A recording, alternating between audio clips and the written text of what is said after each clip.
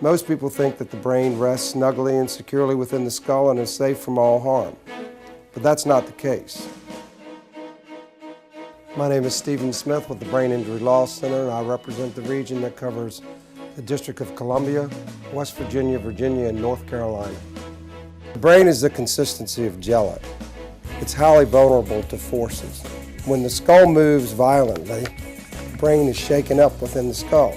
This article is about what happens to the brain in a crash. You don't even need to strike your head.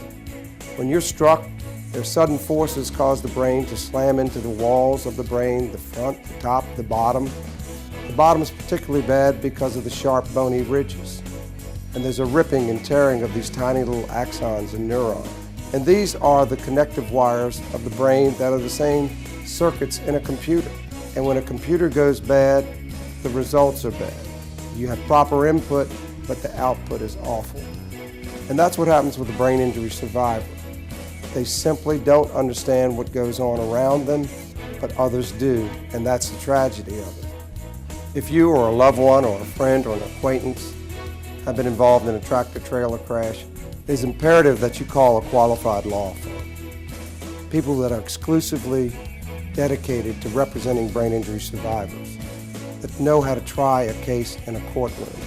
As the only law firm in the United States whose practice is solely dedicated to the representation of brain injury survivors, we know what to do. As you must have a proper medical team, you have to have a proper legal team. And we will help you. That's what we do.